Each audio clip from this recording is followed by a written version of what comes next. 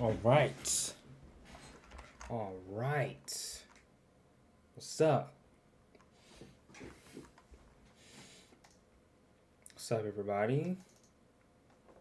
Welcome back, or welcome to my channel. Today we're going to be reacting to the last, I think the last, what is it called?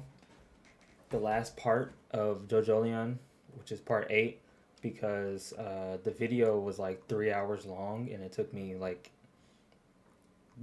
for the live stream was 5 hours long, bro. I wasn't going longer than that. Let's be honest. I was not going longer than that. Okay, but we're here now. We're going to finish it up. This probably is going to be a pretty long one as well. Um, and yeah, that's what's happening, you know. And I'm excited. I'm excited. Let me go ahead and share this out real quick. Tell my Discord, because I forgot to tell my Discord yesterday that I was live.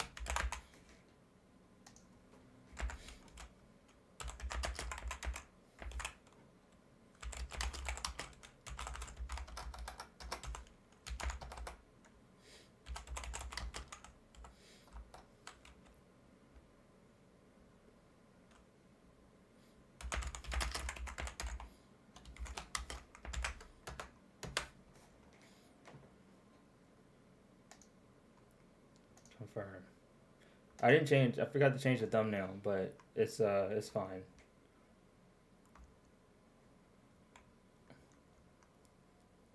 It's all right. All right. We're here. Honestly, hold on. Let me.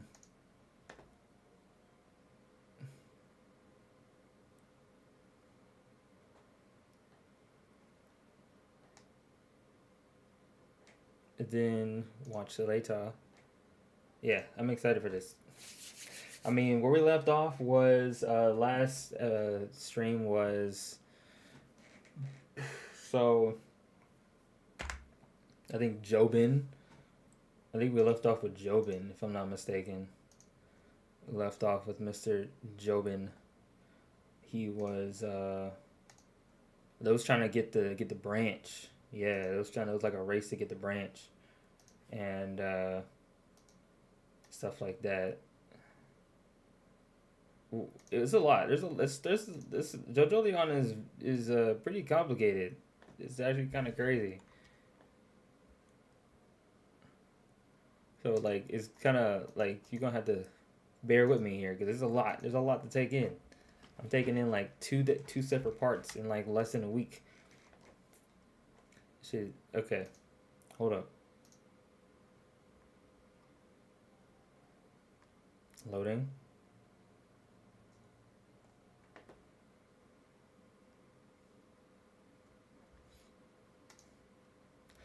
All right. Oh wait.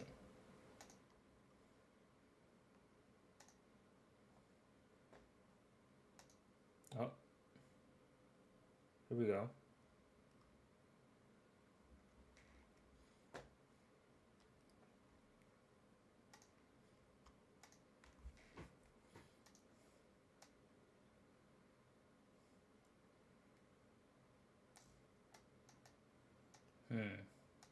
Ah, here it is.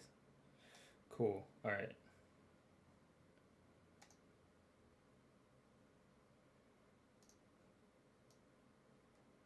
Wait, what? I can't. I can't drag it out. That sucks. Oh, pop out, right? No. Damn. Uh. Hmm. Damn, this sucks. All right. Well, I was trying to like, cause I don't have my phone on me because I turned it off. Cause I'm trying to like. I'm trying to like focus. You know what I mean? I'm trying to focus. Gotta get this video edited after this. After I'm done streaming this, I gotta edit this video.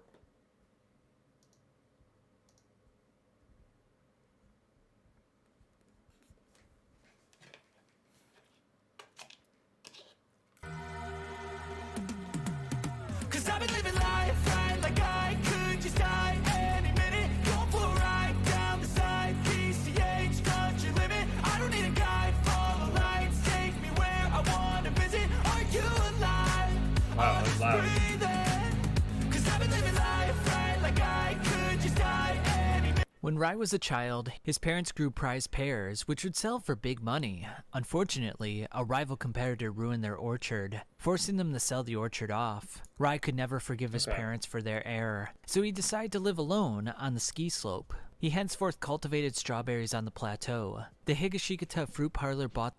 Hello, pause, thank you. Okay.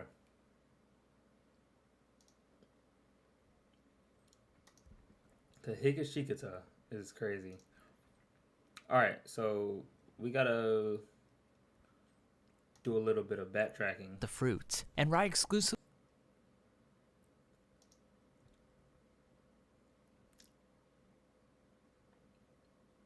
oral sex to the female from the parking lot. Okay, that was a bad He receives a call oh, okay. So this from weird Jobin and baby looks at the guy. So this old ass man that looks like a baby. He has this stand that's going to really like destroy the area, and then also they're burning it so nobody else can get it, and then now you got Rai trying to actually go and get the branch before somebody else gets it, but this guy is right there. Images of the orchard on fire. Panicked, poor Tom leaves the woman's room. This event was caused by Tsurugi's Paper Moon stand and Jobin's Speed King stand. Jobin's hoping that the threat of destroying the branch will stimulate all interested parties into action. Tsurugi creates a fire truck origami, which Speed King ignites, accelerating the burning of the orchard. Nevertheless, Jobin is counting on the fact that Josuke is somewhere around the orchard. Josuke, W.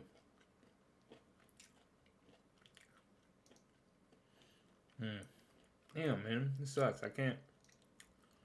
Which will stimulate a move from him. I'm confident we're walking the path of righteousness, so I'm certain we'll win in the end. Meanwhile, Rai instructs Josuke to close the door. Much like Jobin, they determine that this is a pressurized attack. Josuke proceeds to look outside, seeing the entire orchard ablaze. Rai confirms that the branch is still intact, but the flames are quickly approaching it. Josuke contemplates the enemy's stand attack and the orchard being on fire, thinking that something is not adding up. The increasing pressure is taking its toll on Jobin and Tsurugi. Jobin reassures him that the dog is probably fine if he turned himself into a stone. Tsurugi starts making a crane origami. Meanwhile, Josuke enters one of his bubbles, planning on collecting the Rokakaka branch from harm's way. Though this plan is risky, since he'll be giving away the location of the Rokakaka branch, he can't take the chance of it getting destroyed. No matter what it takes, I can't let the enemy get the Rokakaka or let it burn. Rai doesn't like the plan, stating that if the bubble pops, he'll be dead. That branch is a demon plant. There's no human who can tame it, so I'll go collect it. Rai traverses the scorched orchard, as Jobin and Tsurugi watch on, with the crane origami serving as their eyes. Jobin is pleased to see that the plant appraiser is in the bubble, since this is playing perfectly into his plans. Rai reaches for the branch, but then suddenly stops and motions his hand to the side. What's he doing? The flames are getting to the branch! Rai stares at poor Tom in the bushes, holding his Lego house. Jobin is shocked to see poor Tom in the orchard. Rai then uses his wire-like hands to stretch out and grab the branch and poor Tom's face at the same time. So that's the branch, eh? Got it. And that's so the branch, eh? But is everybody else? Okay. Good recap. Now I know what's going on. I remember what's going on now. 'Cause I've been living life right like I aged. Are you alive? Could just die any minute. When Rai was a child, his parents grew prized pears, which would sell for big money. Unfortunately, a rival competitor ruined their orchard, forcing them to sell the orchard off. Rai could never forgive his parents for their error, so he decided to live alone on the ski slope. He henceforth cultivated strawberries on the plateau. The Higashikata fruit parlor bought the fruit, and Rai exclusively cultivated the fruit for Norisuke. Inside the house, Norisuke wonders what's happening to Rai. Jobin points out the plant appraiser and Josuke to Tsurugi on the phone. Right. Poor Tom's neck is tied up by Rai's wire. Yet he formally declares that he'll get his hands on the Rokakaka branch. Poor Tom increases the pressure on Rai with immediate effect. Oh, damn it. Rock human plans on crushing Rai's insides with pressure. Josuke uses his soft and wet bubbles to send several U seeds to poor Tom. Turns out that these seeds are extremely poisonous. Josuke pops the Smart. bubble. Rai releases the branch for just a moment to grab the seeds and force them into poor Tom's mouth. Rai explains that the U-seeds can cause extreme hypertension, convulsions, and tear up the internal organs. I would hate to get into a stand battle. That actually would be like one of the worst. Probably it depends on what kind of stand you have, but like overall, like it wouldn't be a fun existence. Like Poor Tom you can die in the most gruesome way, or you can die in the most like existential way possible. pulls out a knife, I'm good, bro. but Rai I'm knocks good. it out of his hand. Will I be crushed by the pressure first, I still love to have a stand. or will the poison get to your heart first? Poor Tom uses the sheath of the knife to capture the wires and add more pressure to Rai. The fruit appraiser's body is torn to shreds by the pressure. Oh my I've goodness. won! Fuck you, asshole! Josuke starts to feel the heightened pressure as poor Tom grabs the branch and runs away. While escaping, poor Tom thinks about boarding the ambulance to counteract the poison. He then thinks the ambulance and the fire truck are possible comrades. Josuke continues his pursuit. He thinks of Holly and Rai as he launches a soap bubble with multiple soap bubbles inside. The bubble pops one layer at a time as it chases Tom down. Poor Tom raises the branch like a baseball bat in fear. The rock human is in total panic, puking from the poison. Poor Tom attempts to bribe Josuke with money as the bubble quickly approaches. Out of desperation, Tom cancels his stand, causing the bubble to pop on a nearby tree. Nothing was in it at all. He tricked me! Got him, Poor Tom bitch. then realizes the gravity of his situation. Poor Tom makes for the ambulance in a mad dash, thinking his comrades must be inside. Poor Tom holds onto the branch, but he's subsequently shot through the back of the head. An attack? No way, says Josuke. A mysterious person grabs the branch from behind the ambulance door, and henceforth drives off with it. God damn Josuke it. gives chase, yet he trips on a rock in the process. They took the Rokakaka branch. God damn Norisuke it. tells Tsurugi they were attacked by the rock humans. He then wonders where Jobin is. Tsurugi worries about his illness with the branch being stolen, but Norisuke tells him not to worry. Norisuke runs off as Jobin shows up where the cactus once was. It turns out that Tsurugi was using his stand ability, Paper Moon, to disguise Jobin as the cactus. Let's savor this victory, says Oh, he got it. Jobin with the branch in hand. You and I defeated everyone. Inside I mean, they did do that. the ambulance, the unknown person determines that this is not the Rokakaka branch. He deduces that whoever lit the fire has the real branch. Jobin plans to cultivate There you go. the branch. They fuse it with a cactus, thinking they can grow a fruit in as little as 14 days. Jobin implores Tsurugi not to tell Grandpa about the branch. Josuke returns to Rai, who, surprisingly, is still alive. Josuke laments that they lost the branch. We then have a brief history about Damn, the man. This is Rokakaka intense. branch. It is found in New Guinea and has a medical use, yet one must undergo an equivalent exchange in the process. Okay. Rai reconstructs his entire body as Joshu rudely interrogates him. Josuke explains that the estate Joshi is always suspicious of everything. Maybe it's a good thing, maybe it's not. I don't know. It's hard to tell. was attacked to obtain the Rokakaka branch, and the ones riding in the ambulance currently have it. Rai says the branch will bear fruit in a minimum of 10 days, so they need to recover it before that happens. Joshu is skeptical that a plant could bear fruit in only 10 days, but Rai says that it is possible if it is grafted to a cactus. Tsurugi suddenly feels extremely nervous. Hado is distraught about the burnt down family orchard. Joshu then recommends that they start a new business with the land. His grand idea is to host mushroom hunting tours. Joshu What? goes on and on about his Mushroom hunting tour. Why? grand plans, but Daya informs him that everyone already left. Rai determines that poor Tom and the people in the ambulance didn't start the fire. Who are you saying lit the fire? Asked Josuke. The culprit is Jobin. Jobin lit the orchard on fire, replies Rai. Yeah. Josuke has his doubts, but Rai is confident in his assertion. The two then decide to track down the ambulance. A mysterious woman then enters the university hospital. As an old lady rushes over to the elevator, the woman closes it right in front of her face. Higashikata Mitsuba calls a nurse. Mitsuba sees a doctor. Wow, that's so mean. Mitsuba. doctor, Oh. complaining about a variety of ailments. The one of note is the fact that she can't hear out of her right ear. The doctor quickly scarfs down his lunch before starting the examination. He pulls back her hair, revealing crumbling stone on the side of her head. Oh shit.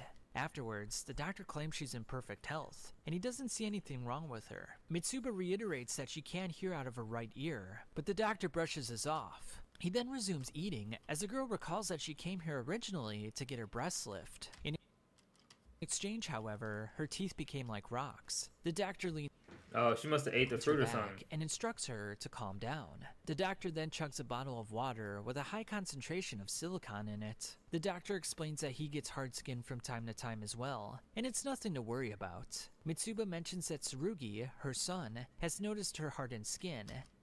Oh, okay. This is Jobin's wife. Oh, interesting. Okay. And he's persistently asking questions about it. I have a perfect treatment method, claims the doctor. 200 million yen. That's a 200 million? one-time only price. The What the frick? doctor says the treatment can begin as soon as she has paid the price. 200 million is crazy. Yasuho, who's in the hospital, hears about the fire at the Higashikata estate. She heard from Josuke that they lost the branch. She then notices Mitsuba being pushed in a wheelchair by the doctor. Under her skirt are crumbling stone legs. Damn. Yasuo compares Mitsuba's situation to her father's, when a pseudo-version crumbled away because of the hairpin. Josuke calls Yasuo to tell her they're at the fire station. He informs her that the ambulance with the license plate 311 does not exist. It's just some ambulance that showed up from somewhere. Josuke relays the video footage from the estate to Yasuo. Yasuo then mentions seeing Mitsuba at the hospital and making the observation that her legs were dry and rough and coming apart. Josuke warns Yasuo to leave the hospital as soon as possible, as he and Rai go there now. Despite his recommendation, Yasuo stays and begins investigating Mitsuba's doctor. His name Oh no, that's not what you're supposed. That's not what you're supposed is to do. Wu Tomoki, and he was one of the people inside the ambulance that Josuke saw earlier. Mitsuba then walks past Yasuo with her legs in pristine condition. Yasuo peeks into the room, unable to locate the doctor. Excuse me, but is that you, Yasuo-san? Hello, Mitsubu-san. Yasuo is No. here to get medicine for her menstrual pain. She then panics, thinking she's got to escape from the hospital. In an instant, Yasuo's demeanor changes, and she questions Mitsuba about the doctor and the wheelchair. Oh, wow. Mitsuba is ignorant to this line of questioning. She claims she's in perfect health. Her purported reason for coming to the hospital today was to have a breast enlargement. In her school days, Breast enlargement? I thought it was a breast lift. Mitsuba was Miss Cherry, and in her travels, she met Jobin and eventually married him. Of She course. can't let her looks disintegrate. Being in the Higashikata family She can't her look. She's gonna disintegrate. and all, Yasuo spots 2 shards on the table. She then finds the destroyed wheelchair inside the desk drawer. Mitsuba scarfs down the same food that the doctor was eating earlier. Yasuo attempts to call Josuke, but the fragments emit a weird sound, and one of them implants inside of Yasuo's ear. Mitsuba's body is controlled by someone else, and the Oh, person shit. claims they know more about going from the realm of life to death. Yasuo is dragged inside, and the door is closed. Josuke and Rai enter the hospital, looking for Yasuo. Mitsuba lies on top of Yasuo. She also has blisters all over her hands. Wait, that's it? Mitsuba lies on top of Yasuo. She also has Oh, it must have been an blisters editing mistake. all over her hands. Yasuo manages to bring the girl back to her senses, but she's unaware of what just happened. Yasuo demands to know if she ate the Rokakaka fruit. Mitsuba is unaware of what she's She must have. She must have. talking about, claiming she came here to have her scalp looked at. She keeps the story keeps changing. They She keep paid changing her memory. I'm 200 guessing. million yen for the treatment, and she's all better now. Yasuo says there was an equivalent exchange, and that something is missing. Yasuo is attacked once more, as Mitsuba notices that Wow, that's a her crazy fingers shot. feel heavy. Yasuo's phone is shattered to pieces by Mitsuba's increased weight. The shards on the floor then multiply and attack Yasuo. What the fuck?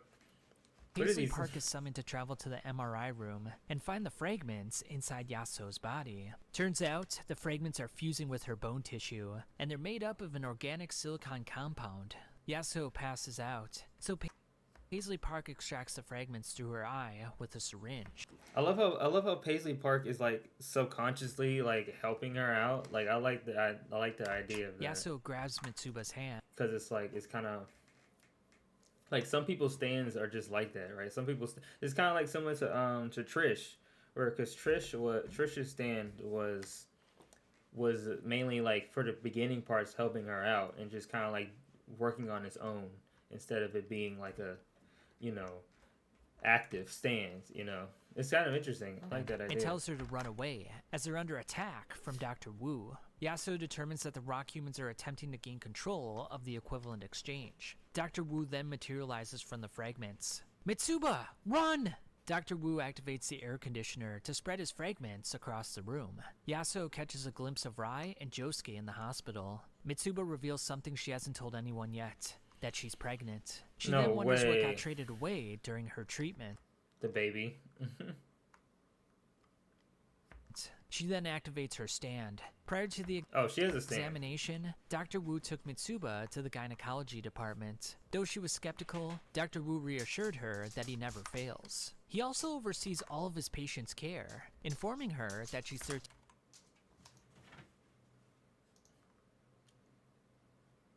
I can't even see it on here. I don't know why. Oh well. weeks pregnant. Mitsuba's memory blanks after that, but then we see in the treatment room that the Rokakaka fruit is being grown inside. In the treatment room? Despite seeing Dr. Wu numerous times, she can't remember what the treatment was like. She has no memory past seeing the fruits. She wonders what she traded away as the two run away. Yeah, it was that baby, bro. They got rid of that baby. Dr. Wu's body can reduce to tiny fragments and reassemble at his command. The two girls are then headbutt by two men. The two struggle to breathe as Dr. Wu calls for them to return. Dr. Wu wants Mitsuba for money and information. He also knows about Tsurugi's stand and his involvement in the orchard fire. Mitsuba sends out multiple arrows, creating a safe space for her and Yasuo.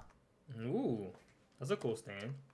She uses another arrow to fly into the air and kick Dr. Wu in the face. Her stand, Awakening 3 Leaves, can move energy to the points of the arrow. The two board the elevator. That's cool. I like that Mitsuba stand. realizes that Dr. Wu was using her this whole time, and he accomplished this by using the fragments, and she needs to flush out those fragments ASAP. She sticks an arrow on her hand and ejects them from her body. To Yasuo's horror, she discovers that two baby arms are amongst the fragments. Oh no.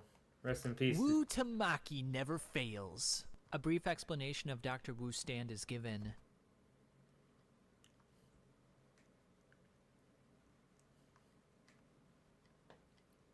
When his particles enter a person's body, it shows up as an allergic reaction. Yet, those particles fuse with the bone tissue, allowing him to control the person's actions. His real age is unknown, but it's estimated that he's 70 years old. Yasuo and Mitsuba are mortified by the realization that Dr. Wu made her trade her unborn fetus in the equivalent exchange. That's crazy. Dr. Wu needs Mitsuba's body to That's wild. That would be so fucked. inspect the Higashikata estate. He states that Josuke and they are the evil ones. Dr. Wu grants wishes by healing people's bodies. Though the fruit is a public secret, it is a benefit to all. He reminds Mitsuba that the fetus is 14 weeks and is legal, and because of this, she's become beautiful. Mitsuba uses Is legal? What does that mean? a triple arrow to accelerate the elevator, giving Dr. Wu quite the jolt. The two affix tape to the doctor's body to keep him in place. Mitsuba breaks down emotionally when she looks at the rock fetus. Yasuo I mean, shit. I mean,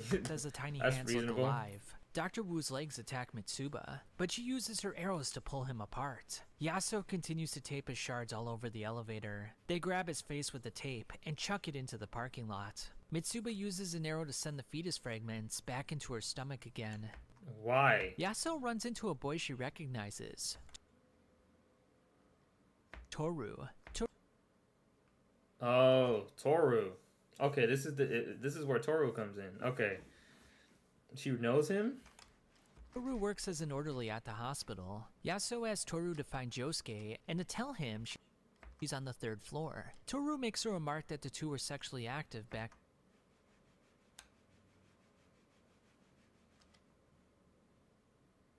Hey, yo. in the day before he leaves. This dude, did you pee yourself? You get pretty wet knowing how good I am. Like, what?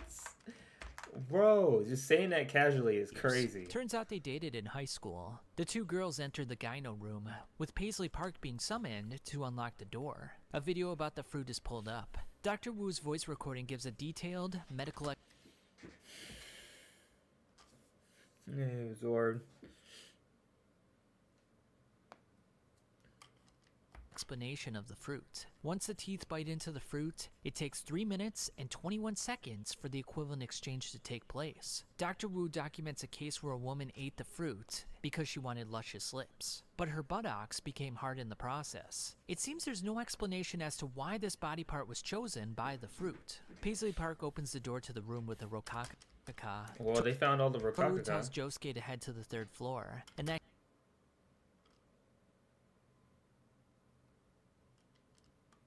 Her ex-boyfriend. Uh-oh. Toru. Here comes Toru. I know Toru is supposed to be like the big bad, he's right? Yasuho's ex-boyfriend. The girls decide to steal all the fruit, along with the branches. Mitsuba grabs one of the rokaka and chomps down on it. God damn it. Yasuho notes that it sounds like there's something hard as she chews. Mitsuba then hands Yasuho an arrow, sending her backwards. The rock shards start coming out of the sprinkler system. The arrows continue flinging Yasuho's body around. Wu Tomoki! He was inside the rokaka fruit itself! Dr. Wu got No back into way. the pipes, and now he's in Mitsuba's body. He uses Mitsuba as a mouthpiece. He wants to cure all the world's viruses through the fruit. He then sends the deadly viruses at Yasuo's body. Dr. Wu informs her that Holly Joestar made this lab, but she failed in her research effort. Holly? Yasuo captures the arrows with tape and manages to purge most of Dr. Wu from her body. We then find out that Dr. Wu enters a patient's body and protects a vital part from the fruit, usually the brain. Dr. Wu turns the rokaka to fragments and encourages the girls to eat them. The shards are captured with Josuke soft and wet. W. Yasuo warns them about the viruses. Josuke's bubble contains medical cement, which should keep Dr. Wu at bay. The group determines that the new branch is not in this room. Rai destroys all the rokaka in the room. Yasuo mentions that Dr. Wu wanted Mitsuba's body to investigate the Higashikata estate. Josuke is confused, thinking that the ambulance person took the branch. She posits that someone switched the branch This is crazy. during the fire. Mitsuba's nose is then turned into stone because of the equivalent exchange. There are 10 days before the harvest of the new fruit. Rai determines that only 4 doctors had access to the rokaka. Dr. Wu, Ryo, Poor Tom, and the mysterious head doctor of the hospital. Now the Toru. kanji for Ryo read as Girira, meaning that he was Urban Gorilla. With 3 of the 4 doctors now He used to be Urban Gorilla. dead, they need more information about the mysterious Satoru, the last doctor. Yasuo is adamant that the branch is still at the Said Toru. Toru. Higashikata estate. Rai scolds her for her disobedience. He then rules out the suspicious Jobin and claims that the branch was taken right in front of their eyes. He then questions Yasuo's story about the hair clip, suspecting that she was hallucinating. Josuke agrees with Rai's assessment of the situation, saying they need to find a photo of the mysterious doctor. Toru shows up once again. He's currently a medical student and wonders what Yasuo's relationship is to Josuke. She says there's nothing going on between them. Toru notes that Yasuo instinctively grabbed his hand and positioned it on top of his. Yasuo quickly pulls away from Toru, with the boy leaving shortly afterwards. Bruh. At the estate, Okay. She got that Riz, I guess. someone licks Hato's ear. Tsurugi steps on Joshu's disconnected tongue. Reveal Oh.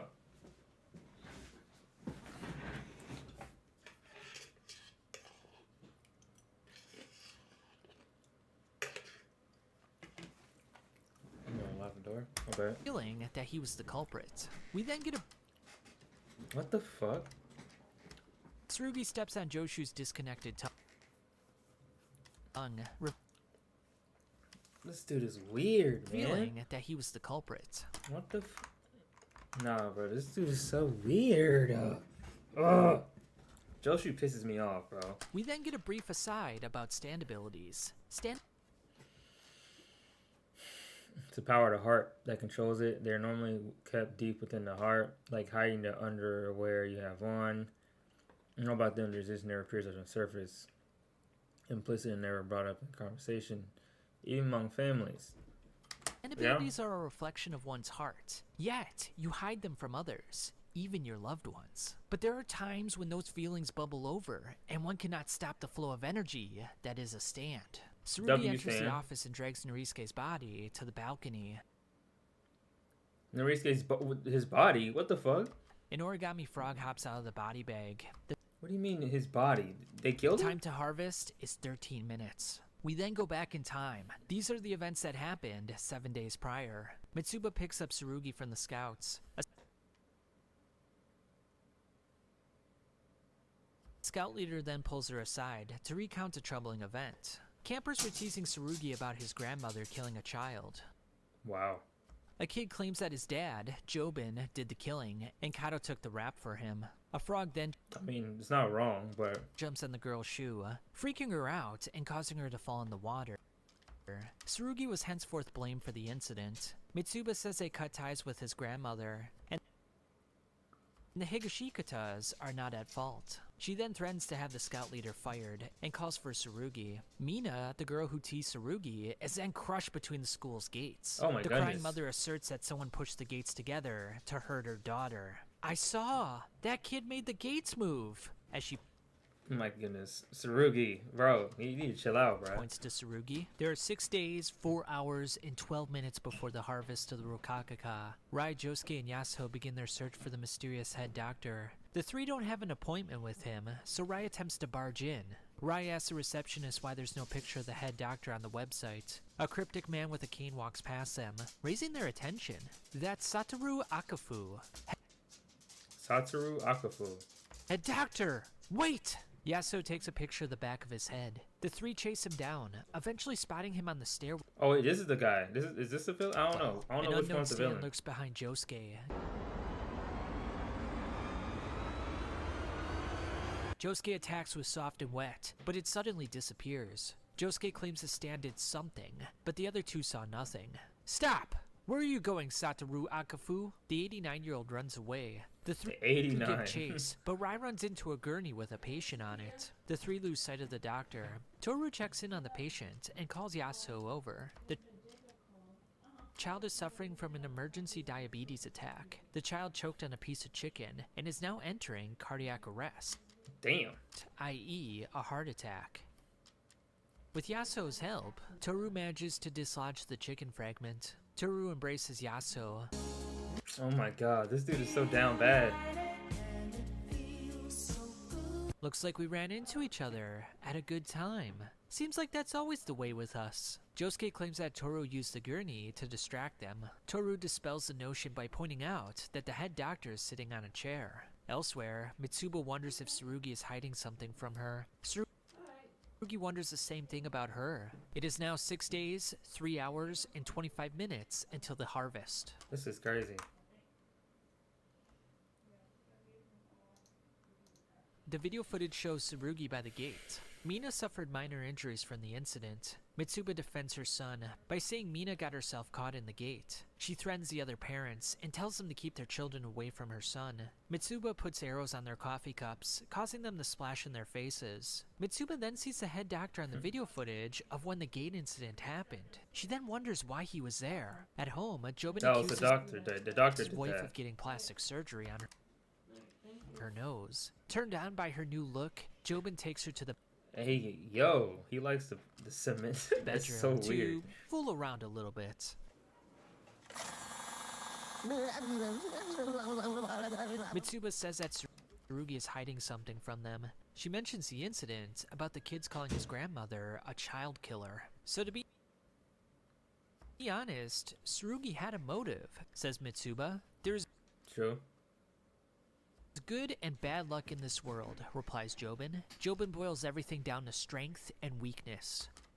The strong survive, and the weak are destroyed. The Higashikatas always get their hands on the strength, and Tsurugi understands this. As Jobin leaves with his beetle, Mitsuba notices that the head doctor is outside the estate.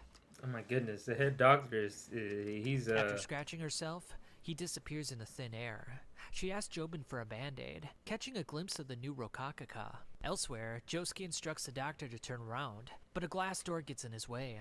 Yasuo opens the door with Paisley Park, but then Rai falls into some chairs. The three split up, deciding to corner the doctor on the elevator. Yasuo reassures Josuke that her and Toru are no longer a thing. The head doctor manages Good.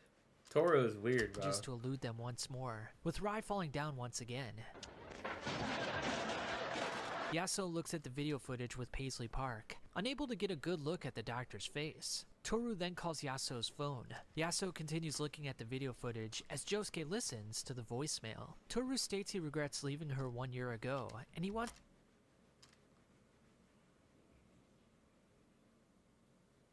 to get back together again. He Bro, instructs her what? to meet her at the place on the photo. Rai states that running into all these objects was an attack. We then see his legs in a mangled state. It's an attack where something knocks into us. Some mysterious power continues to knock stuff into Rai. It's a stand ability. Josuke's finger begins bleeding from knocking into the ICU door. Yasuo sees the doctor on the bus, but Rai advises them not to chase him down until they know who he is. Yasuo saw the doctor stand too, and it's enticing them to follow the doctor. Hey. I'm getting ready to go out to Sky River. You want to ride with me? No, I'm kind of busy right now. Okay. But thank you though. All right. Desperate to get a photo of his face, Yasuo runs up to the bus. A cigarette falls onto Josuke, causing him immense pain. We shouldn't just chase after him. Something will knock into us. Yasuo That's true. persists Something will on. knock I into can you. almost see it. A car collides with Yasuo. Fortunately, Josuke's bubbles protect her from getting seriously injured. The two seem alright after the incident, but Rai says there was a gap in time before the attack took place. A strange man accuses Josuke of getting some blood in his mouth. Josuke blocks his punch with soft and wet. But then, without warning, the man's neck snaps. Rai Damn. claims it was from the doctor's attack. It must have repelled off of Josuke and hit this man. To avoid trouble with the police, Rai and Josuke leave. They tell Yasuo to find them before they depart. Toru comes to Yasuo. He says he'll testify for Josuke, since the man tripped on his own. Toru puts his hand on Yasuo's and says he's worried about her. It is now 5 Bruh, this dude Toro is weird, man. days, 1 I mean, he just really loves her, I guess. but- hour, and 5 minutes until the harvest. Ojiro enjoys a jacuzzi, inviting Kitani to join him. Kitani bemoans her incident with Mitsuba earlier. She then points out the Higashikata estate, and she mentions her desire to build a casino there. She thought if she got close to Norisuke, that good things would happen. Ojiro implores her to appreciate what she has, like the baseball team and her great condo. Despite this, Kitani is hell-bent on attaining the estate. Kitani then mentions there's a piece of land on the Walleyes that allows for an exchange to take place. Rumors have swirled that Jobin transferred his disease to his classmates and got better. In a hurry to pick up her daughter, Kitani steps on Ojiro's prosthetic fingers. She offers to buy him new ones, but he tells her it's all good. He then recalls that Yoshikage Kira told him about the equivalent exchange. Kira. But it wasn't about the ground. It was about a fruit. Despite the fact that Yoshikage Kira's questioning caused him to bite off his own fingers, Ojiro still considers him a close friend. As an aside, Fun is his stand his name. stand's name is Fun.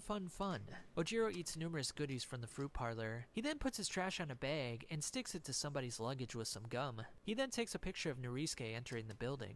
Tsurugi dreams about the fire and the new Rokakaka branch. A baby touches Tsurugi's origami frog. Tsurugi runs off as the baby drowns in the nearby fountain. Oh the my first God. signs of the rock disease are showing themselves, but the boy aims to keep this a secret from everyone. If Norisuke ever finds this out, he'll likely offer himself in the equivalent exchange. While True. thinking about what happiness is, Ojiro warns him about a steep cliff. He then inquires about a dry cleaners that made 200 million yen in profits last year. Ojiro That's a lot of determines that the profits. fruit company and the dry cleaner run an operation together in which they launder money. In his search to find Tamaki's dry cleaner, however, he came up empty. So he's going to investigate the Higashikata fruit parlor instead. Ojiro mentions that the fruit allows one to cure an illness through an equivalent exchange. He heard there's a ship smuggling in the fruit, and now he wants to steal one to make a large profit. Why is he telling this to Tsurugi though? That's the question. Ojiro's I mean, I guess Tsurugi's is a Higashikata, so I guess, but like at the same time, like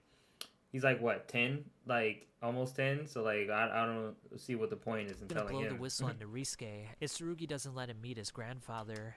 There you Tsurugi go. uses Paper Okay. Moon to distract Ojiro in almost falling off the cliff. At home, Tsurugi is in a panic, telling his dad that he met Ojiro and that he said Jobin was going to jail.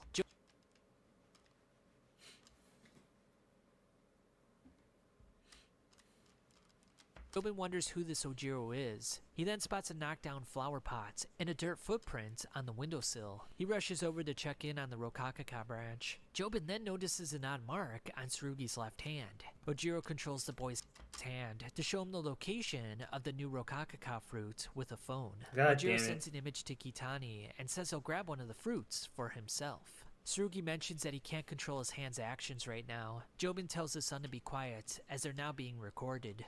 Tsurugi desperately attempts to rub off the mark. The boy opens up the window against his will and smashes the phone into his face. He's then thrown into the window. Jobin attempts to grab the phone, but Ojiro places a mark on his right and left hand.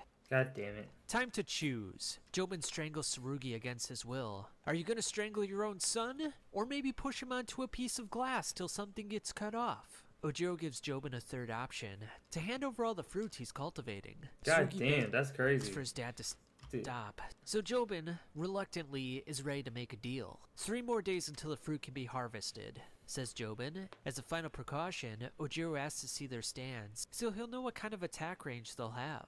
Ojiro determines that Jobin's stand looks pretty strong, so he forces him to close the window, with the broken shards of glass landing on his son. God As the two damn. bleed out, Ojiro grabs the Rokakaka flower pot. To add insult to injury, Ojiro steals money from Jobin's wallet. Jeez, man. He just casually just gets rid of, well, almost gets rid of Jobin and his After son. taking a taxi, This is crazy.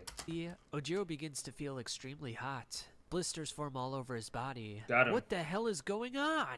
While Ojiro's skin is scalding, we find out that the broken glass was an illusion created by Tsurugi's stand. Jobin aims to collect the plant, but he wonders why trash like him showed up at the estate in the first place. At Kitani's condo, she picks up a ringing phone. Jobin tells her that his Speed King can store heat in one place, and it keeps it from dispersing. And when that place is touched, it starts flowing again.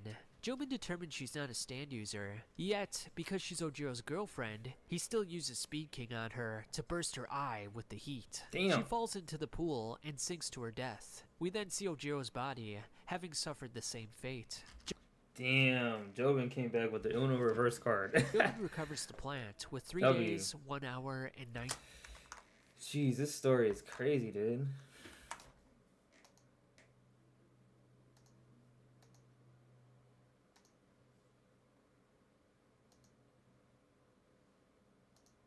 Oh, actually, I just do this.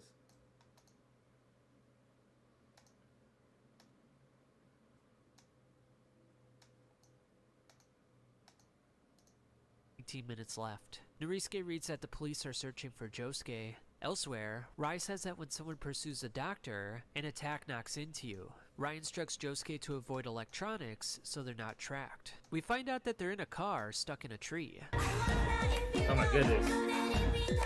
A friend of Rai brings him some peaches. Rai points to an article that states that there will be a lecture at the TG University Hospital, with Satoru Akafu being in attendance. We'll find out his true identity. Josuke then notices an obituary for Ojiro in the newspaper. There are now only 48 hours until harvest of the fruit. Josuke feels the presence of the mysterious stand once again. He attacks, but again, nothing's there. The two jump out of the car, with their senses on high alert. The two wonder if they've been watched this whole time. Rai determines that the intent to pursue the doctor was enough to trigger his stand. The two get moving with the cops telling them to stop. It starts to rain, with the droplets tearing through their bodies. It's gonna crush down right on us! Josuke Oh my goodness, is that like a reference to November Rain? I bet Araki got his idea for November Rain from when he made this.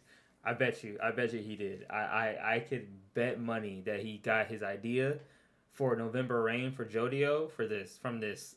I bet you he did. He's like, you know what? That's a good idea. No. With the droplets tearing through their bodies. It's a It's good gonna crush standability. down right on us! Josuke creates a shield out of his bubbles to protect them.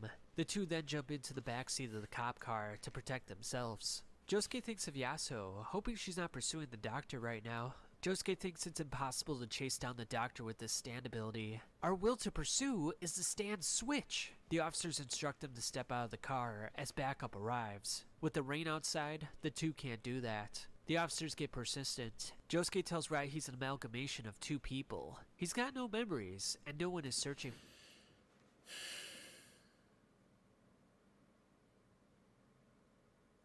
for him. But he wants to get his hands on the fruit and settle things right here, right now. The only way to prove his existence is to cure Holly of her illness. Josuke says he'll pursue the doctor alone from this point forward. He jumps out of the car and is immediately hit by multiple droplets. "Are you insane?" yells Rai as he watches his friend collapse to the ground. The medics place Josuke in an ambulance as Rai watches him with cuffs on his hands. The officer says that Josuke's being sent to the hospital, which means he's found a loophole to get close to the head doctor. Ooh, Elsewhere, Toru and Yasuo sit on a porch together. Toru recalls an incident when Yasuo said, I'm be honest, Toru has I like his outfit. Toru he got some drip. He got drip. I'm be honest, he got drip. Toru got some drip. He got some drip on him. I like this outfit he got on, you know? Electricity spills out and flies into the sky, even if there's no holes in the power lines. This sparked an idea in Toru, which he brought to Apple and other companies, a mechanism for electromagnetism induction that can charge something without an electrical output. Unfortunately, all these companies heard about this idea once before, which means it's a little bit too late. Anxiety and anger manifested within Toru, making him want to disappear forever. It was then that he stopped contacting Yasuo. Toru grabs Yasuo's hand, saying that they used to be so happy together. Yasuo's phone buzzes. Paisley Park has found Rai, though he was alone in a store. Toru interrupts her. "You've been looking for the head doctor, right?" Toru's got some photos of him on his phone. He shows Yasuo a photo of the head doctor with Mitsuba. It then starts to rain as there's only 48 hours left until harvest. Toru wants to provide assistance to Yasuo and her friends. "What have you all been doing at the TG University Hospital?" Yasuo doesn't reveal any information, as she wonders why Mitsuba knows the doctor. Mitsuba is being targeted, and the doctor is still searching for the new Rokakaka. Yasuo wants Toru to drive her to the Higashikata estate. Tsurugi's disease is accelerating at an exponential rate. Mitsuba reads the article about Kitani's death, and Josuke's arrest warrant. While preparing dinner, Mitsuba notices the head doctor walking on their property. She then carelessly cuts into her own fingers. Damn. After fixing them with her stand, the pot of boiling water goes up in flames. She uses her arrows to protect herself from the scalding water. Mitsuba then wonders if this was some kind of an attack just now. A droplet of water lands on Tsurugi's nose, creating a painful crater. The rock disease takes hold of his body. The Higashikata time limit has finally come! Despite the transformation, Tsurugi explains that the Higashikatas always win. Tsurugi! At the lecture, Dr. Akafu arrives. An officer checks in on Josuke. Josuke uses soft and wet to knock the man unconscious. Satoru's stand activates, however, sending the officer onto Josuke. The host of the conference talks about regenerative medicine and its many roadblocks. He then introduces the head doctor, Satoru Akafu. Josuke, in obvious pain, knocks over a medical cart as he crawls on the floor. A mysterious person mistakes him for Yoshikage Kira and talks about the severity of his wounds. And it turns out that the person is none other than Holly Joestar. And she quizzes him about a pet animal he had when he was a child. Holly saw him carried into the ICU, but she needs him to do some walking so she can treat him. Josuke then notices some weird measurements all over her body. She's been getting forgetful, so she wrote helpful notes all over her body. Josuke notices the stone inside her body. What's more, it's moving. According to the numbers, the rock will reach her brain in 120 seconds, at which point she'll go unconscious. Satoru pulls out a tube of liquid Lokakaka, which, as he states, is a living regenerative substance. Going beyond regeneration, it will bring about an exchange for sound health. Josuke looks at Holly's arm, which reads, Lokakaka 6251. Your son's name is Yoshikage. Gynecology department room. Yoshikage, do not trust what? Tomaki, and you're losing your memory. Satoru reveals Lokakaka 6251, which has successfully treated many animal subjects. He now wants to explain how the medicine can be used to heal the brain. Holly explains that in the past, she was instructed to take less overtime by the hospital. It was then that Satoru took over, and a bunch of new doctors were hired on, including Dr. Wu, Poor Tom, and Urban Gorilla. Even Tomaki's group were subordinates of Satoru. Holly uses an axe to break her way into the Rokakaka room. Then I'll huff crocodile tough, and I'll blow your house in. She hands Josuke the Lokakaka and tells him to take it orally. Though his wounds will be exchanged for rock, he has no other choice at this point, given the severity of his wounds. Holly determines that another coma is imminent. Don't go after him. The head doctor, no matter what. Apparently, Damn, the Holly. doctor has no face, and every form of harmful force will come crashing into him if he chases him down. Josuke is unrelenting, vowing to kill the doctor. He chugs the Lokakaka liquid, with his mouth immediately turning into stone. This is insane! I can't breathe! Now I can't drink the rest of the Lokakaka! This was another attack from Satoru's stand. Holly opens a hole in his cheek and pours the liquid through it. The head doctor's form cannot be grasped. Yoshikage, you absolutely must not chase after him. Holly enters a coma as Josuke cries over her. She was under the impression that I was her son, Yoshikage. Josuke's wounds miraculously heal up. My name is Josuke Higashikata. Though his memories are gone, he knows for certain that Holly is his mother, and he's her son. Soft and Wet destroys a wall as Josuke swears to save her life. Holly's words then ring through his head that he can't chase Satoru, but it's okay if the doctor chases him. That's a good point. But how would he get him to chase him, though? That's the question.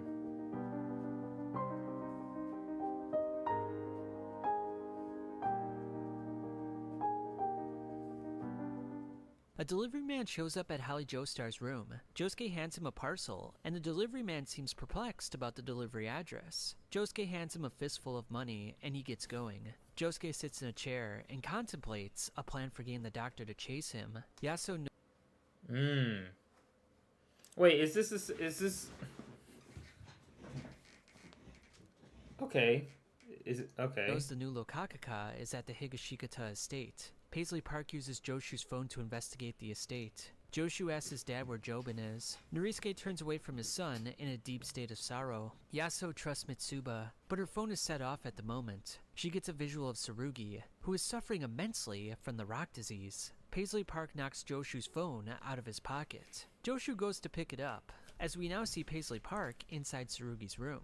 What's going on, Tsurugi-chan? Are you sick? Asks Yasuo. The boy urges her to leave immediately. Yasuo asks about the new Lokakaka, but he tells her to go home. I love you, big sis. You shouldn't be here. The phone is grabbed by a mysterious person and thrown in the toilet. She looks up to see that it was Jobin who did this. God damn Jobin it. flushes the toilet as water squirts out of Yasuo's body. 3 hours and 24 minutes before the harvest. Yeah, we will funny. be able to harvest before sunset. And Tsurugi, the Higashikata family will shine on and on. Norisuke has made up his mind to perform the exchange, but Jobin says with the fruit, that will no longer be needed. If the phone gets submerged in the water, Yasuo worries what will happen to Paisley Park and herself. Somebody, help! I need to get the phone out of the water! Yasuo uses a security camera to beg for help, which Mitsuba sees on the monitors. She determines that Yasuo was here to see Tsurugi. Mitsuba walks into Tsurugi's room. What is all this? Dear? What in the world are you doing? Says That's a good Mitsuba. question. Shh, Mitsuba. Just shut that door and step out of the room. Paisley Park is getting destroyed in the water. Mitsuba wonders if this is concerning that thing that's in the stag beetle room. Since Yasuo saved her at the hospital, Mitsuba begs Jobin not to hurt her. Jobin has had enough, saying he can't reveal the secret to anyone, including Norisuke. Yasuo begs for help, as Mitsuba says that Dr. Akafu is on the wall of the estate. That person is... how? Strains Yasuo. Bro, he's just Upon there. He staring just at keeps Akafu's appearing at the face, place. Mitsuba states she loves her husband and closes the lid of the toilet. Yasuo turns her attention to Akafu, but her body is thrown around like a rag doll, detaching her right arm in the process. Damn. Akafu leaves as Mitsuba tells Jobin that was the head doctor. Mitsuba says when you see the head doctor, things crash into you. A calamity, as it were. Mitsuba looks to flush Paisley Parkway away with her arrows. Yet, the attack backfires. The arrows shoot across the room and break into the nearby wall, revealing the nearly grown Rokakaka. Akafu's stand definitely caused this backfire. Norisuke burst in the room with everyone else. He saves Paisley Parkway from the toilet and wonders what the hell is going on. Jobin claims that the I love how Higashikata family... I love how Norisuke is so he's so like he doesn't even know what's going on. He's like so out of the blue with this. He's like, what the What the frick, bro? I'm trying to do the right thing here, trying to stick to traditions, but they're like, the traditions are over, bro. It's time for some new shit. We'll win, and this is the right path. Dad, put that smartphone back in the water. Yasuo notices Akafu in the garage. Jobin, have you had the new Rokakaka branch this whole time? Yes, that's right, Dad.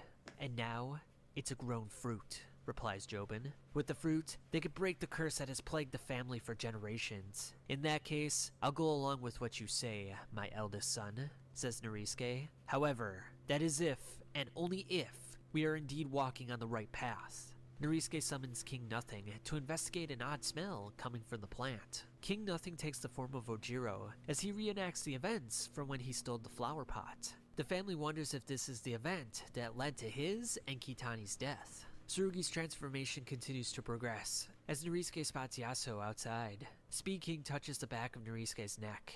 I'm sorry, Dad. Please. I can't turn back from this path. Oh my Please goodness, forgive me. bro. Jobin, you... He killed him. In front of the whole family.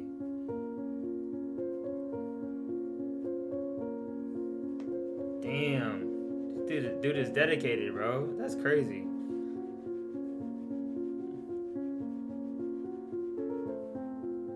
That's pain.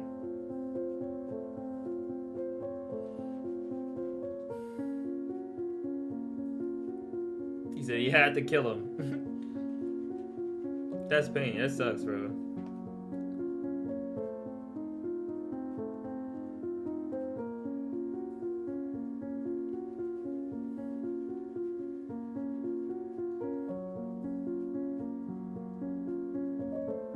Man, that sucks.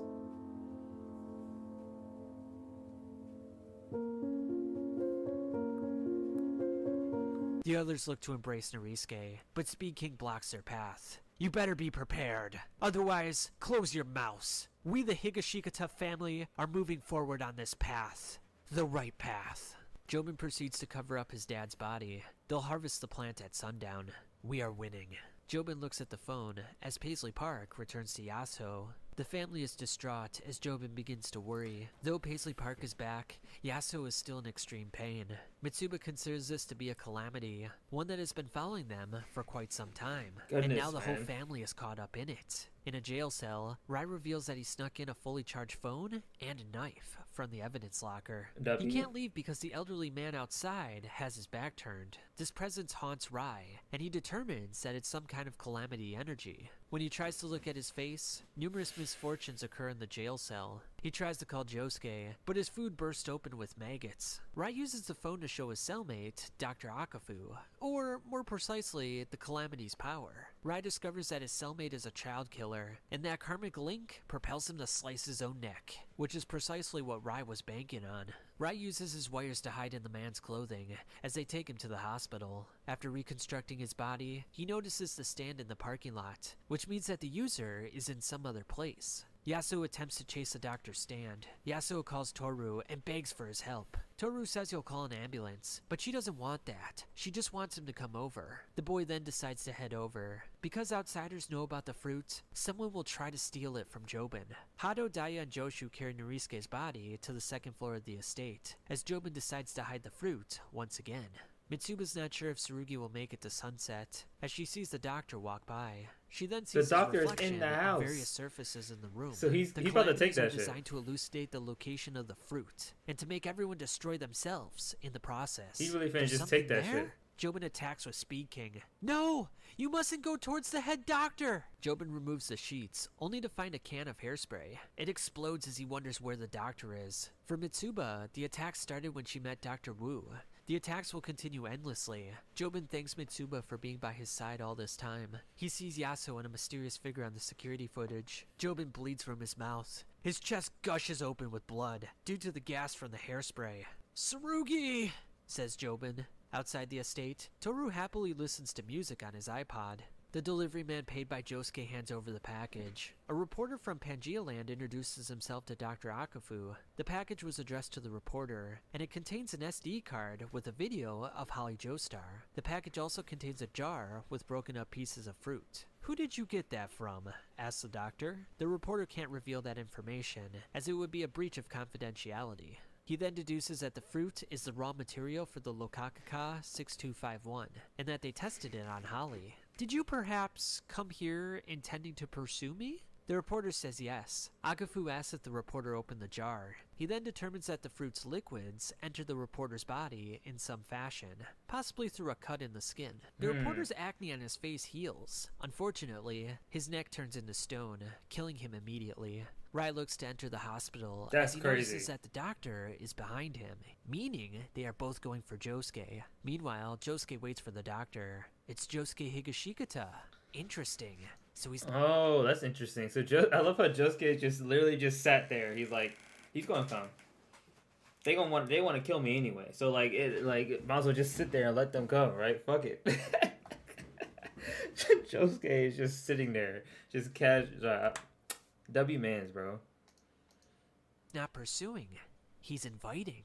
Akafu walks through objects and even uses his reflection to hop onto the escalator. Rai needs to get to Josuke first. He rushes over, wondering why Josuke is just sitting down. The right path. Even if walked on by a saint who makes no mistakes, it is unavoidable that bad things will sometimes occur. That is calamity. Toru looks to collect the new Rokakaka. At the hospital, the doctor's stand manifests through the wall. Rai warns him about an all-out power called the Calamity, and it's coming this way. Josuke summons his bubbles, saying there is a way to defeat him. The stand enters through the wall, but ends up stopping just halfway through, just before putting his feet on the floor. "Oh, something seems odd in this lab," says Toru. Yasuo notices that someone was in the shrubs just now. Joshu grabs a plant, saying something terrible has happened and he's gonna help Yasuo. Akafu senses a trap, hence the reason he hasn't stepped into the room yet. The point where those on a long journey are most likely to meet with an accident is just before returning home.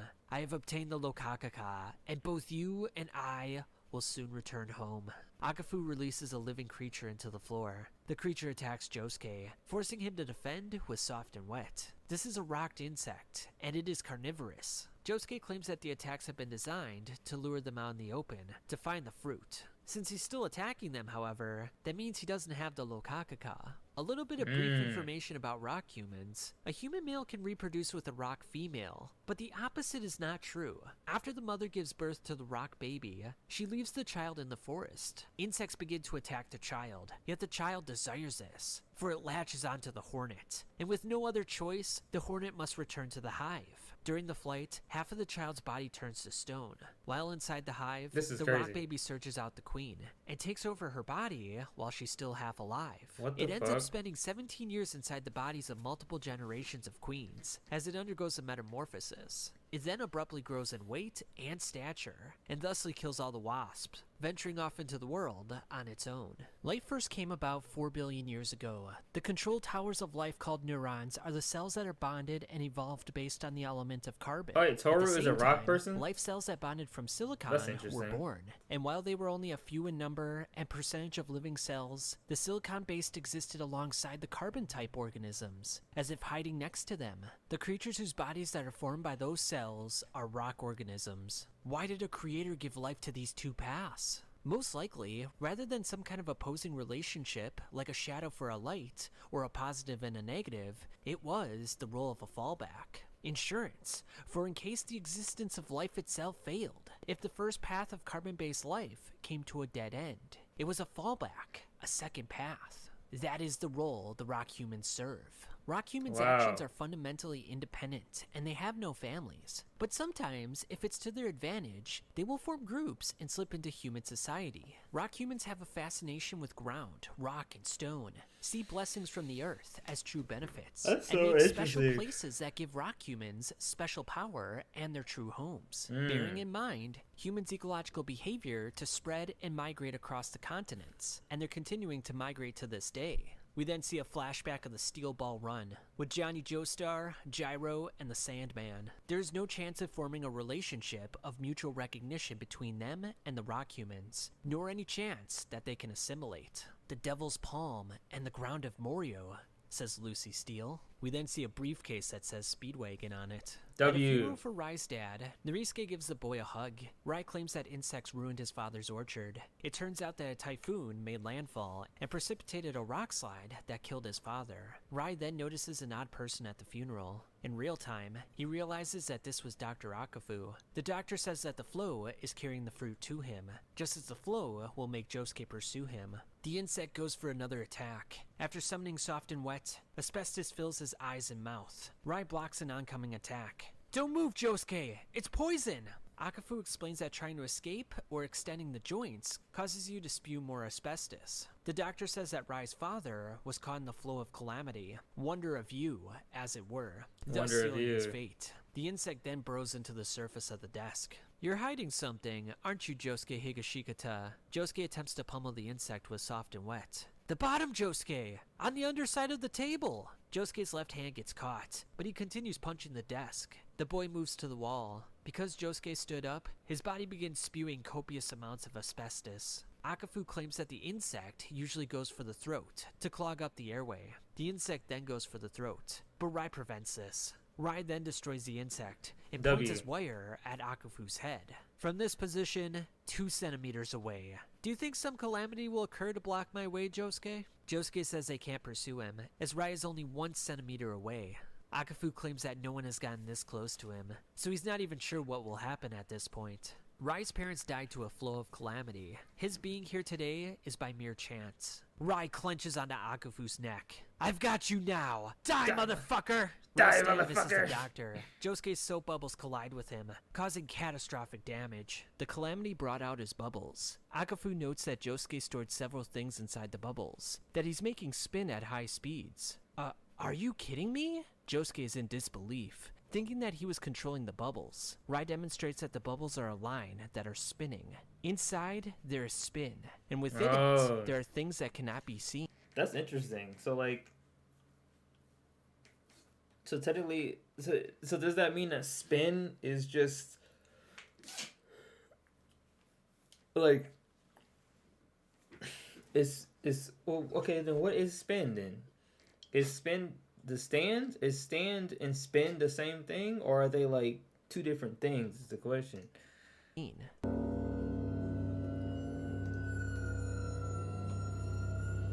Oh, he has Wonder of You.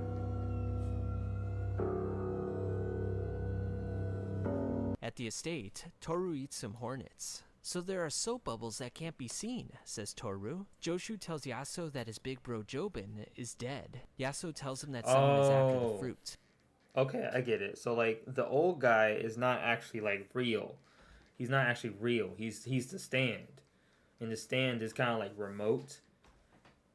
So it kind of, like, it just, anybody who's even thinking about pursuing Toru is going to be, it's going to activate.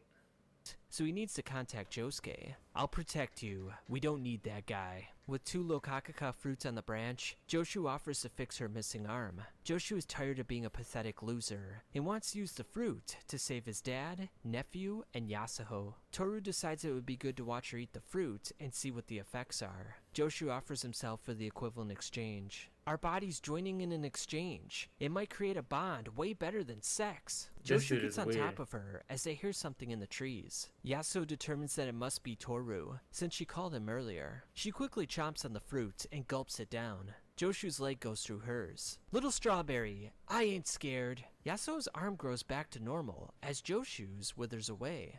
My right arm is... It's frickin' disappearing! As a child, Yasuo begged her mother not to leave her at summer camp. Yasuo inspected her phone with Paisley Park and found out that she was going to Okinawa with someone. Oh, she been had Paisley Park. Yasuo meets up with Toru. Toru looks like an adult, the same age he is now, and states he's a troubled soul. He's looking for a person, but he doesn't... Hey, yo. What the fuck? That's weird, bro. Dude is a whole ass adult. That's wild. Know who? Yasuo wants to help him out, so she uses her phone to search for someone. She henceforth shows him a picture of Dr. Akafu. He looks good. I could easily impersonate him, thinks Toru. Toru walks into the woods, saying they should meet again after she's forgotten all about him. In the now, the equivalent exchange adapts to That's Yasuo's crazy. body. Joshu is distressed by what happened. Toru contemplates his possibilities of wielding unlimited power and wealth by selling the fruit to the world's elite. Yasuo can't get into contact with Josuke or Rai at the moment. She then calls out Toru, saying he's a stand user and a rock human. Toru claims that if she makes visual contact with him, the flow of calamity will reach its final form, and she'll die. He wants her help, yet he warns her about the dangers of pursuing him. He claims that everyone will eventually die, but she can still live if she leaves the new Lokakaka where it is and go home. How long have you been in my life? Says Yasuo. Yasuo grabs Joshu's phone, but Toru advises against it. Give it back! It's mine! Screams Joshu. That right arm is mine! Give it back! Yasuo thinks she can use the calamity to her advantage. She wonders whom she can call as Joshu absolutely loses it. Are you gonna fondle Josuke's balls with my right hand? You fucking slut! I ain't gonna let that happen. Give me my fucking arm back! Yasuo decides to call the maid with Joshu. What is bearing wrong with down this on man, her. bro? This dude is, dude. I don't know how you expect to get a By girlfriend calling with Kay, a the order will personality like change that. to Yasuo dying next. Kay takes care of her mother as she receives the phone call from Yasuo. Yasuo instructs her to find Josuke, as Kay determines his location by looking at Holly's arm. On an airplane, high pressure begins to leak, causing the panel for the evacuation slide to fall off. The panel comes cratering to the earth. Yasuo notices Toru stand in the trees. In the phone conversation, Yasuo warned Kay about the calamity and the fluid disaster. Since Josuke is half of her brother, she's accepted the consequences of her actions. Josuke uses soft and wet to break the Lokakaka samples. So you want me to approach you? The stand dodges the floating bubbles and says that Yasuo is currently at the Higashikata estate. Very shortly, she will die. Soft and wet punches in anger, but a glass shard then lodges into Josuke's neck. Josuke looks to kick the stand, but it explodes on one of his bubbles. He impales himself with multiple items as he falls down. When Josuke falls, it opens a drawer, unleashing a gust of wind. Kay's stand, born this way, makes its grand arrival in the he's back. battle. Unthinkable! This can't be! Toru begins bleeding from his head, shocked that an attack finally got through. Josuke continues destroying the Lokakaka samples. This cannot be. This world follows an interconnected chain of logic. To overcome that chain of logic and launch an attack that touched This is me JOJO's, bro. What do you simply- expect? Kay walks in to hand Josuke her phone.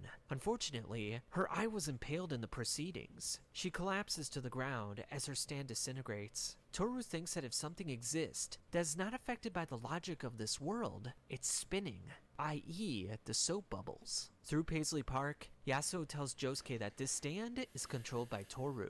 This means that the head doctor and the enemy stand are one and the same. Yep. If we kill the user, then these calamities will end. Toru gives up on Josuke. Toru tells Yasuo to give him the plant. If she does so, he will thusly vanish from Morio. Josuke, run! He left the room! Rai tells Josuke that the head doctor fears him. He must use those invisible things to spin to defeat him. They can surpass his ability, I'm sure of it. Toru says Yasuo will die as Joshu barges in on the situation.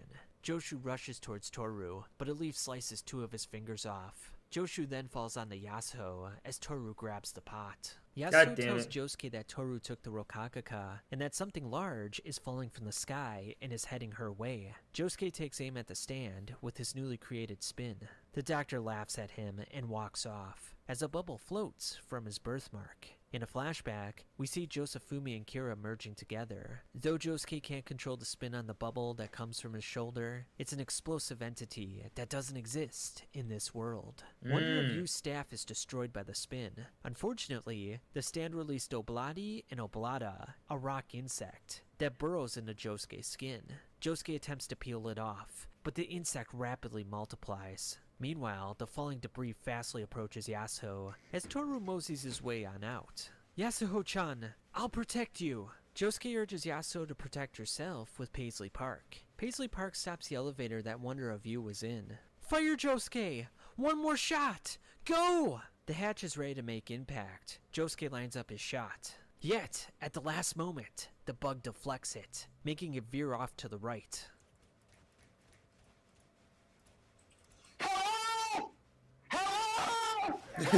With the blood covering most of his body, Josuke collapses to the ground. Paisley Park returns to Yasuho through the phone, along with one of Josuke's spin bubbles, which is heading straight towards Toru. Nurses walk upon the wreckage in the hospital. Josuke's bubble connects with Toru, leaving substantial damage. The panel then collides into the Higashikata house, causing massive damage. And the reason this happened instead of hitting Yasuho is because Toru was injured. I was spared by the calamity. The injured doctor walks away from the scene. Josuke crawls into the elevator and tells Yasuho that the bubble came out of his left shoulder. Since Toru is still alive, Josuke wants to shoot one more bubble through Yasuho's phone. Despite his wounds, Toru stands up and starts approaching the girl. He takes the second Rokakaka and eats it, looking to make an exchange with Yasuho. Joshu attacks with a stand, but a steel beam falls on his head, knocking him unconscious. Toru traps Yasuho. Josuke then jumps into a bath to remove the insects from his body. Point it at him! I need you to point your screen at Toru! Yasuho points the phone in his face as he grabs her hand. The bubble connects with Toru's neck. Eat this! Soft and wet go beyond. Let's go, baby. That soap bubble does not exist anywhere. Toru continues forging on, crawling his way towards Kato. Josuke checks in on Holly, as he also thinks of those that he lost. Kato brought over some soup for her son Jobin. Yasuo warns her about Toru and the equivalent exchange. Toru, surprisingly, grabs a serrated knife and points it at Kato. What do you all have left in the end? Of the dreams and memories of your family. This is crazy. Kato throws some cards at Toru, using them to pin him down to the ground. Yasuo urges her to run due to the impending calamity. Wonder of You arrives on the roof. Kato places her hand in front of Toru. Do you want to touch me? Kato has something hidden within her cards, but then we have a flashback. Jobin panics in front of his mother about something. Two of his beetles performed an equivalent exchange with each other. Below the beetle terranium sits the Rokakaka. Jobin worries that more enemies will eventually come for him. Jobin reveals that only him and Tsurugi know about the branch and the orchard fire. Jobin loses composure, but his mother instructs him to focus on his family's good fortune. Kato says the Higashikatas must break the curse, as she throws some of her cards on the plant to hide it. In the present, Toru wonders what's in between the cards. My family's curse. And now, you will undertake all of this. Tsurugi comes out of the cards and lands next to Toru. The equivalent exchange between you and Tsurugi. Will the illness come to this side? Kato smashes the Rokakaka branch between her cards. How dare you do this to me?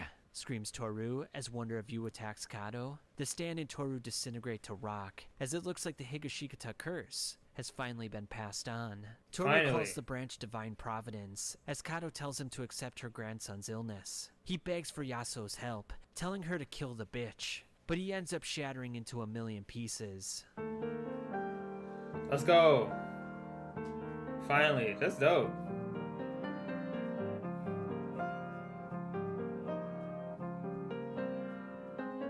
I thought I saw a hornet. Oh, I see. It was a memory of mine. Tsurugi's illness is completely gone. Unfortunately, the serrated knife is in Kato's side. Tears stream down her face as she thinks of the family before she passes away. Rest in peace.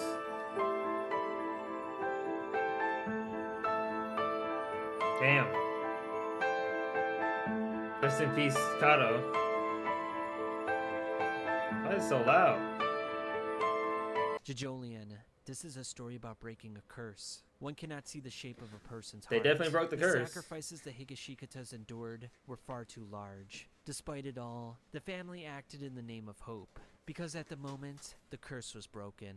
Tsurugi determines that Jobin's attack on Risuke was only minor, meaning he's still alive. A mysterious hand then lurks beneath the blanket, covering Norisuke. Yasuo thinks it's a doctor's hand, but she finds nothing.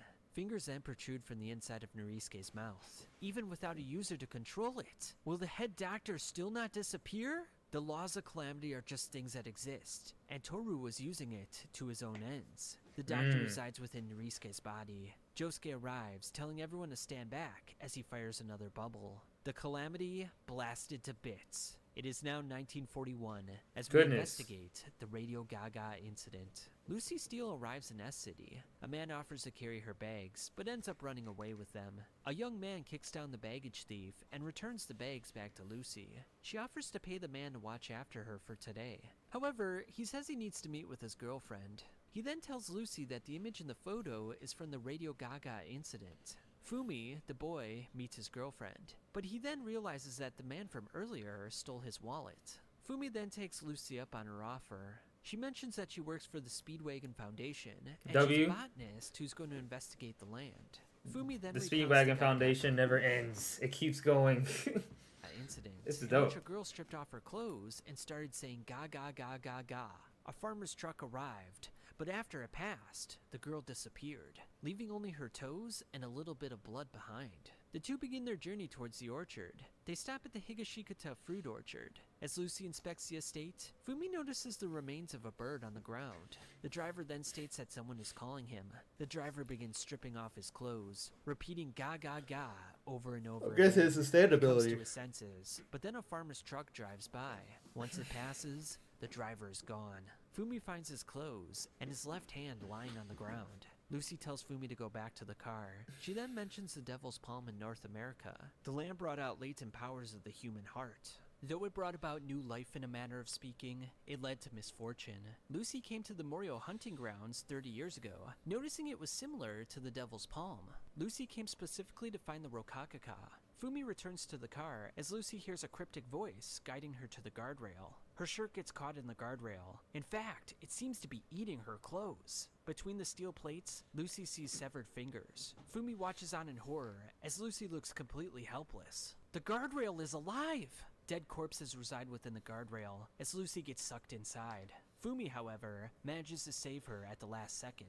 The boy is shocked that the guardrail is sentient. Lucy compares the guardrail to an animal. Fumi carries her to the car, but the grotesque monster grabs onto her. Oh my Bring me goodness. with you! It's the driver! Lucy deduces that the guardrail is keeping him just barely alive. Fumi gets pulled in this time. His shirt is ripped off as Lucy notices the star birthmark on his shoulder. Fumi's face is pulled in as Lucy tells him to start the car's engine. He then summons thorn-covered vines to activate the car and drive it into the guardrail. Fumi unleashes his stand, throwing the guardrail into the field. The boy decides to carry Lucy away from the area.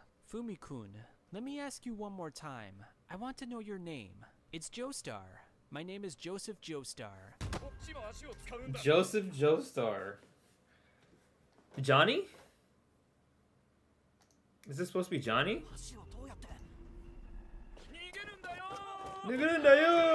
My Japanese name is written Josephu, so I'm called Fumi-kun. Oh, My Joseph grandma Fumi. Rina, who lived with me in S City, gave me that name. She married an American named Johnny Joestar. That's why I have that sort of name.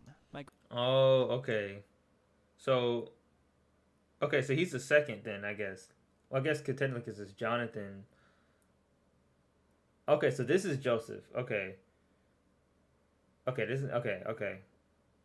So Rena gave birth to their kid, who gave birth to Joseph, which is kind of how it happened in the first universe. Grandma crossed the Atlantic Ocean by boat to deliver his friend's corpse, and the two of them got to know each other on that trip. My grandma's dead now, though. As Lucy reminisces about Johnny Joestar, she looks over into the orchard to see a cryptic person working amongst the trees. We as the readers know this as Toru, who looks exactly the same age as we saw him in the story. She then sees a bucket with the Rokakaka in it.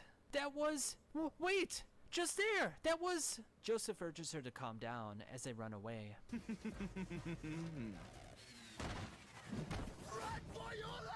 Lucy Steele, 65 years old, died due to a lung disease in New York, in her home country of America, 3 years after the Radio Gaga incident. After the incident, Joseph Joestar, 17, was concerned about Lucy Steele's health. So he traveled with her back to America. Unfortunately, because of America's entrance into World War II, he wasn't able to get back to S City until the war ended. He henceforth worked as Lucy's assistant, and received an education and earned citizenship in New York. In 1952, he got to know a woman who worked at the Speedwagon Foundation, named Susie Q. He with married whom he her, married okay. and had a child, and that child would turn out to be Holly Joestar. In 1993, the Higashikata fruit parlor was taken over by Norisuke, the fourth generation.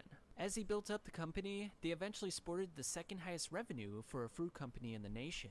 In 2010, they rebuilt their former main building that was built 250 years earlier to a modernist architectural design. And of course, the architect, Yotsuyu, was the one who designed it. Of course. He also thinks of Holly Joestar, as there's no longer any Rokakaka in Morio. Josuke also thinks of Rai and his sister. They might still exist, like in some land in the islands to the south.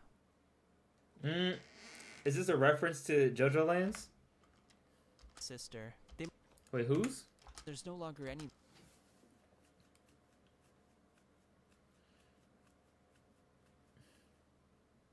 Oh, to Rai and Josuke's sister. Oh, okay. Rokakaka in Morio. Josuke also thinks of Rai and his sister. They might still. Oh, okay. So the Rokakaka plants might still exist. Might still exist. It might be like the next like actual like the what's it called? The MacGuffin, basically. Basically the MacGuffin of JoJoLands. That makes a lot of sense though. I can see that. So he's saying there might be like one plant left in the islands to the south. And the islands to the south is, well, I think it's exactly where Jodio and Dragona are, right? Because they're in Morayo. If we look up, okay.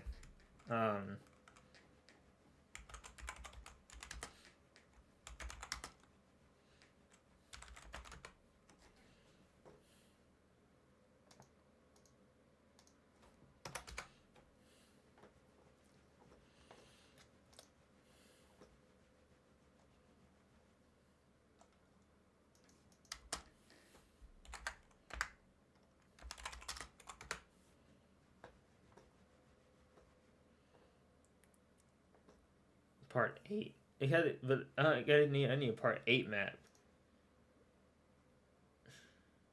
S City.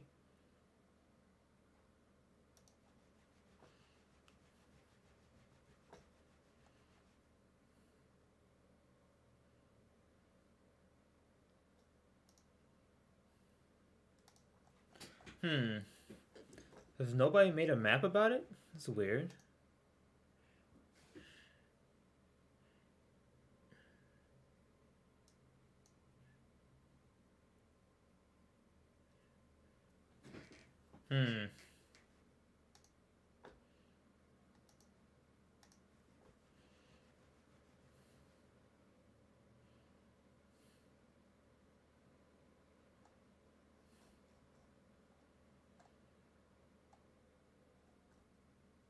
Okay, is this the actual... Okay, so this is the map then.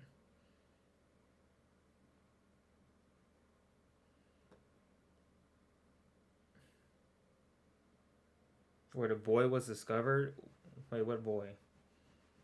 English got a curious come. Okay. To the south? South City?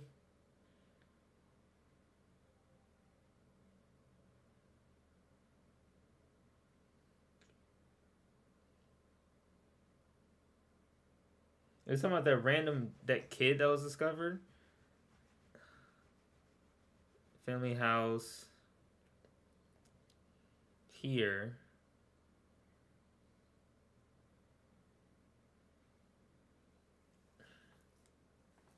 Okay. I'm guessing that's what that is. Because it's not really...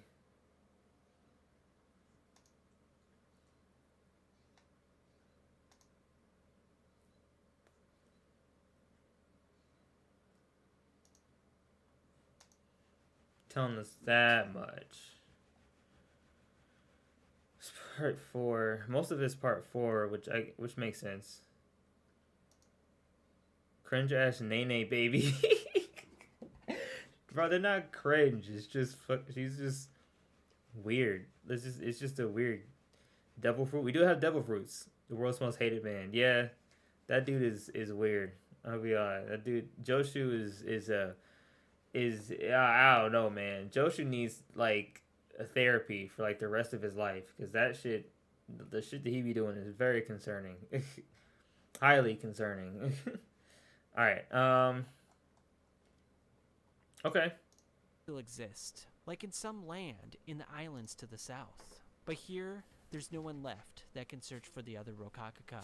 A lady with a baby drops her phone on the ground. Yasuo helps her out, and she investigates her phone with Paisley Park. discovering that this woman is Josefumi's mother. Josuke recognizes her from the accounts from Karira. It doesn't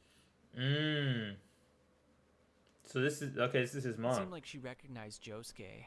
My memories, my very first memories, they begin when I open my eyes under the soil of the walleyes. I'm not Josefumi or Kira Yoshikage. I'm the one that came from the soil, Josuke. Because Yasuo used Paisley Park to investigate the phone, she found a lot of photos of Josefumi inside, which means the mother never forgot him. It looks like she was looking for you all this time. As tears stream down Yasuo's face, they determine that the name Josefumi is probably the name from a Geta maker. The two meet up with the Higashikutas outside the fruit parlor. Inside, they say that Norisuke is going to be discharged from the hospital tomorrow. So they want to celebrate. They can't decide what kind of cake to have, so they leave the decision to Josuke. Me?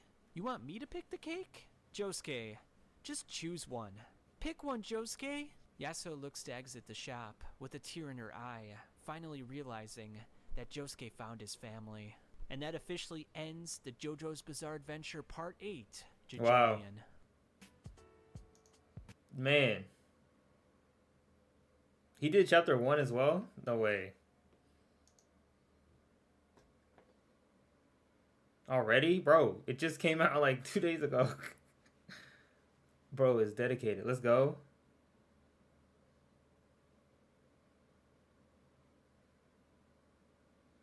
Alright, so what's going on, guys? It's officially out, the first chapter of JoJoLands, JoJo's Bizarre Adventure Part 9. Now, the way that I'm going to do This is dope. Okay. How long has it been? An hour? Oh, sweet. Hour 30. Low key. I might end it here. And then, should I end it here? I don't know. I might, though.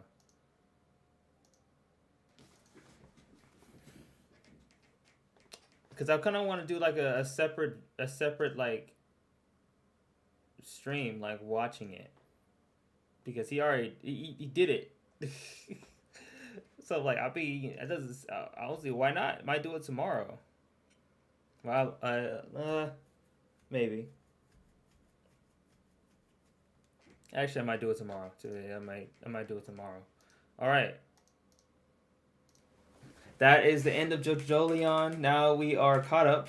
Now we can actually like see what's going to happen in JoJoLands, because now we know what happened at the end of JOJOLION, and we know the story leading up to it. And there's a lot of things. There's a lot of potential theories as to what, I feel like since I just watched JOJOLION, or watch somebody watch somebody recap about JOJOLION, that fruit is going to be used again in JoJoLands. I bet you it is. It's going to be used. It's going to be used again in the thing. Somehow, some way, it's going to be used. It may not be like the main MacGuffin, but it might be like a little like. It might be the main MacGuffin. I don't know, because he wouldn't have said it, and he wouldn't have like made that panel about him saying maybe there's another one in like the island somewhere or something. And cut to JoJoLands where here they are in an island. On an island, I think. So like I'm kind of excited for that. It's kind of cool, Alright, yeah, let me know what you guys think about JoJoLands and about JOJOLION. How do you feel about it? I personally feel like JOJOLION is a lot more complicated, obviously, and a lot more it's because the thing is, it's interesting because like the main universe is very linear, right, compared to the new universe. Very linear, very like shonen heavy. This is not as shonen heavy. I mean, there is obviously a lot of fighting, but like it doesn't feel like shonen. It feels more like a mystery. It feels more like a like it's starting to become more a yeah, like a more like a mystery type. What's the word? Like, I can't remember what the word is, but like, you know, it's like it feels like one of those like, I don't know how to explain it. What's the word for it? I can't think of the word for it. Anyway, the point is that I like where this is going. I like how the story is evolving from being completely shonen to be more, you know, mysterious in nature. You got to figure out ways to like, you know, you got to figure out what's going on. You know, you got to figure out how, you know, things are happening. It's kind of like a, you know, oh wow, it feels great. It feels great to watch it because you kind of you feel smart when you. I feel smart when I watch, when I read, or when I like watch JoJo's. I feel smart because the way that they have to like beat these villains is like out of the box, like some great like. I genuinely think the JoJo Stars, and all the like, you know, the people related to JoJo'Stars are the smartest people on Earth. They are crazy intelligent. Like the biggest feat that I've seen so far is probably part 8 Josuke or Jolene. Like Jolene's was very like what? Like that just completely took me off guard. Like she literally she made a Mobius strip with her string, right? To counteract Poochie's ability. Like that is like I don't think I ever would have thought of that. Like I don't think I ever would have thought of that. I don't even know. Like that's crazy to me. Like now that it happened, it's like, oh, of course that makes sense. But before that happens, you don't even think about the Mobius strip in a fighting situation. You know, it's genius. It's genius. It's a genius thing. It's genius. Same thing with Josuke, figuring out that he should just, you know, not chase the guy and have him have the guy chase him because he's already doing that anyway, right?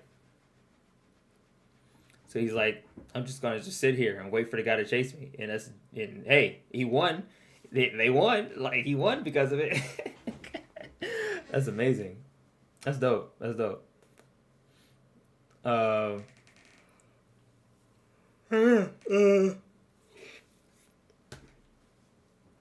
That's that. I will come back tomorrow, and we will.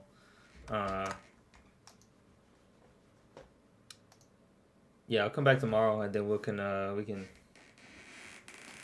react to the JoJoLands manga, and then that would be its own stream because I kind of want it to be its own stream too, to be honest. So, yeah. Thank you guys so much for watching, and I will see you in the next stream, the next day, tomorrow. If you're watching on a replay, there should be I'm gonna make a playlist about all these, and then you can just watch the playlist. I got you. Peace.